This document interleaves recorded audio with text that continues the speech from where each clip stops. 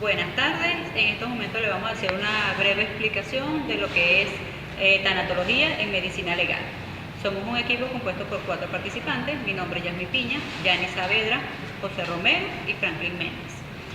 Hablamos de la tanatología como una rama de la medicina legal que se encarga del estudio de las cuestiones médicos legales de los cadáveres, de la inhumación y de la exhumación. Se habla también de que la tanatología tiene como objetivo principal la calidad de vida del enfermo, es decir, buscan prolongar la vida de una manera más adecuada o, en su defecto, que no sea muy largo el sufrimiento. Cuando hablamos de la muerte, define como el fenómeno biológico que se desarrolla de manera individual en cada ser humano, ya que como bien se dice, para morir hay que estar vivo. Para estar vivo son una serie de condiciones biológicas también que demuestran que tenemos unos signos vitales. Cuando hablamos de la muerte tenemos una clasificación. Esta clasificación tenemos como la muerte clínica, que no es más que la cesación de los signos vitales. Esto puede ser la pérdida total de estos síntomas. Adicional a ello tenemos la muerte cerebral. La muerte cerebral es definitivamente e irreversible las funciones neurológicas como tal. Se caracteriza por la pérdida absoluta de los estímulos nerviosos, la ausencia de movimientos espontáneos y la ausencia de reflejo. Ahí, como vemos también, cuando dicen que una persona tiene muerte cerebral es porque el cerebro dejó de mandar señales, en este caso. También tenemos lo que es la muerte aparente. La muerte aparente es aquella que se piensa que la persona dejó de vivir. En ese sentido, me refiero que de repente le bajaron los signos vitales, o puede ser que dejó de respirar. Esto se ve mucho cuando hay un accidente de sumersión. Hay que de repente le da un ataque cardíaco y le bajan los síntomas. Entonces piensan que está muerto porque los signos vitales son muy leves, demasiado leves. Puede incluso llevar esta muerte aparente a una muerte cerebral. Por eso es que lo atienden de manera inmediata para que el cerebro, para que no deje de enviar sangre al cerebro. Porque al dejar de enviar sangre al cerebro, ahí sí tenemos una muerte cerebral y se convierte de una muerte aparente a una muerte cerebral. Lo que es la muerte súbita pasa inesperadamente de manera violenta. Esto podemos ver que cuando una persona se presume que está sana, o una persona que se presume que tiene una enfermedad que paulatinamente puede ir degenerándola, pero no se espera que muera. Ha habido muchos casos en que futbolistas de manera extraña quedan en el campo de fútbol de un ataque, ¿vale? Entonces son muerte súbita. Tenemos la muerte asistida, que la muerte asistida es aquella que está con la ayuda de otra persona. En este caso, por lo general, es con un médico, que se toma en cuenta mucho la eutanasia. La eutanasia está permitido en algunos países. Si vemos que inclusive hay pacientes que autorizan a médicos a acabar con su vida. Esto debido a que tienen unas enfermedades degenerativas o que no tienen, le dan expectativas de vida muy cortas y deciden de una u otra manera acortar su vida y pactan con los médicos, donde está permitido, claro está, que hagan este procedimiento.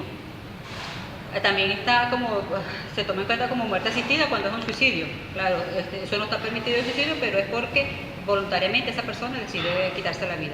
La dosimasiosis es el conjunto de pruebas que se hacen para verificar de por qué murió esa persona.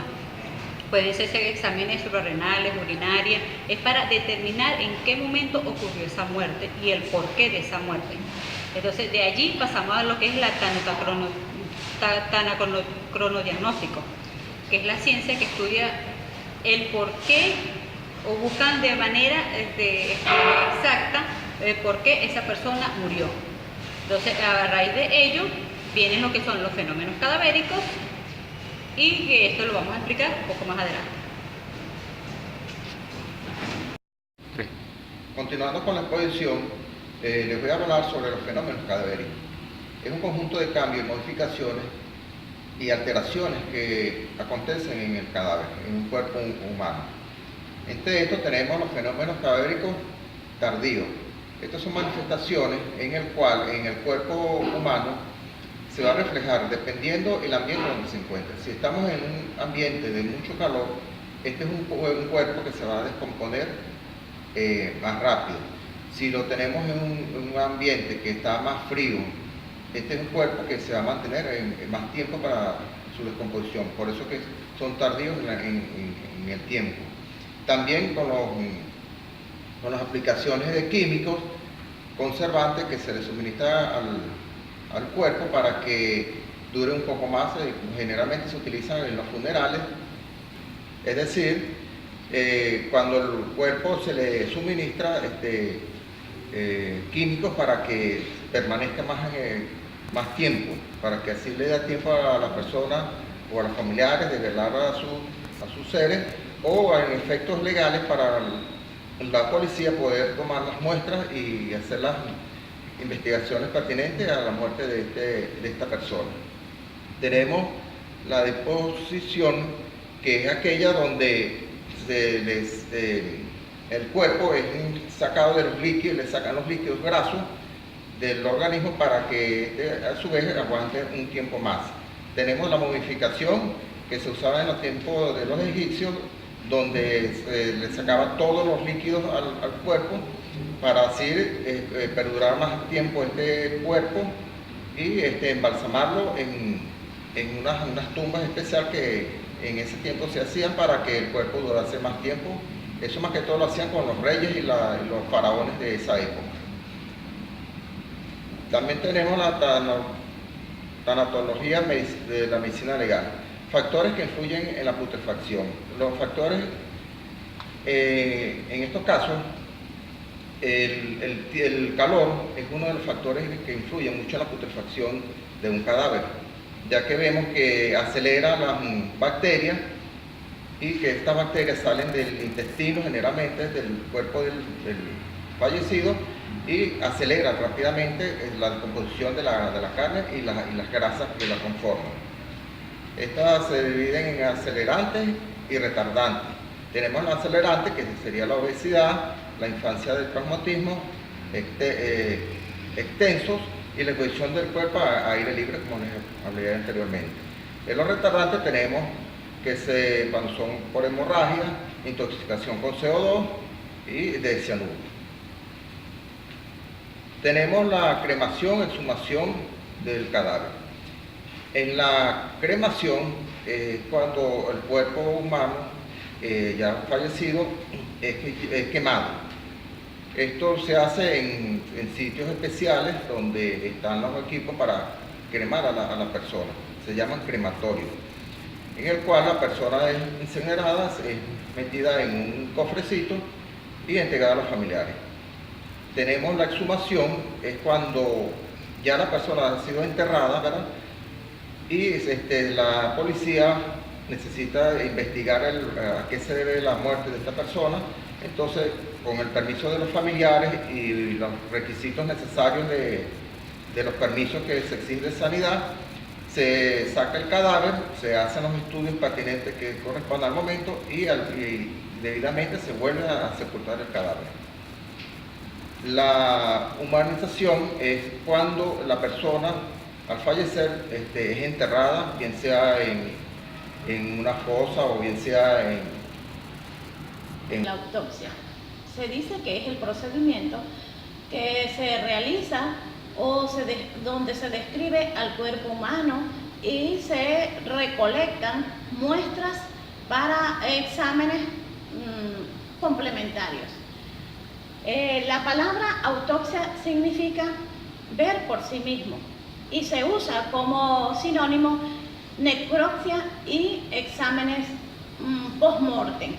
El artículo 202 del Código Orgánico Procesal Penal establece que las autopsias se deben realizar o practicar en las dependencias de la medicina forense y con su respectivo médico, y que donde no las haya, el Ministerio Público designará el lugar y y el médico para su realización. La finalidad que tiene o el procedimiento es la lectura de la inspección del cadáver, lectura de la historia clínica, corroboración de la inspección del cadáver, tomas de muestras médicas, exámenes complementarios, examen interno e interno. Se dice también que el examen externo es cuando se le retira toda la vestimenta a la persona y se realizan unas siguientes actuaciones: tomar fotografías, hacer un diagrama al cuerpo, así como también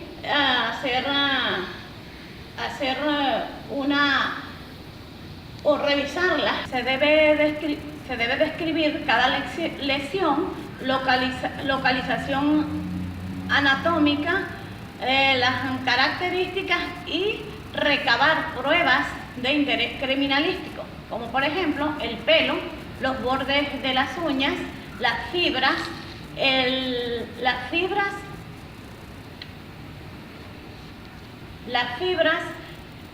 barro, polvo y fluidos corporales. El examen externo, o sea, el examen interno comprende el examen interno. La disección de los órganos se realiza básicamente mediante dos métodos: el método de Virchow y el de Senkel. El de Virchow lo realiza extrayendo las vísceras una por una y luego las examina por separado. En cambio, el de Senkel consiste en sacar. Por el contrario, la técnica de Senkel consiste en sacar en masa y separarlo por sistemas orgánicos. Ejemplo, el aparato digestivo, el aparato respiratorio y genitales.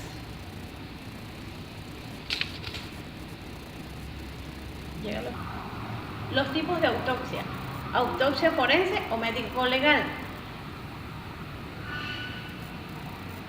Tenemos los tipos de autopsia: autopsia forense o médico legal.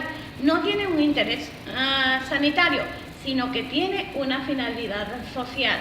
Se trata de una autopsia que cubre las necesidades de investigación en principio judicial, aunque con el tiempo se han añadido toda una serie de motivaciones para la práctica de la autopsia. La autopsia clínica es la que se realiza en los hospitales o clínicas. La autopsia clínica es la que se realiza en los hospitales. Puede ser de los pacientes ingresados en el propio hospital. Autopsias clínicas hospitalarias de pacientes provenientes de urgencias, domicilios o bien de otros hospitales.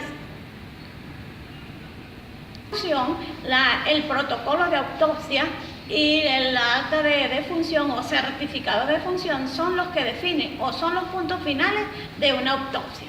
El levantamiento del cadáver es el estudio que realizan los médicos forenses y el equipo de profesionales a la hora de examinar lo que es el sitio del suceso y a los cadáveres que están los cadáveres o el cadáver que se encuentra en el sitio del suceso.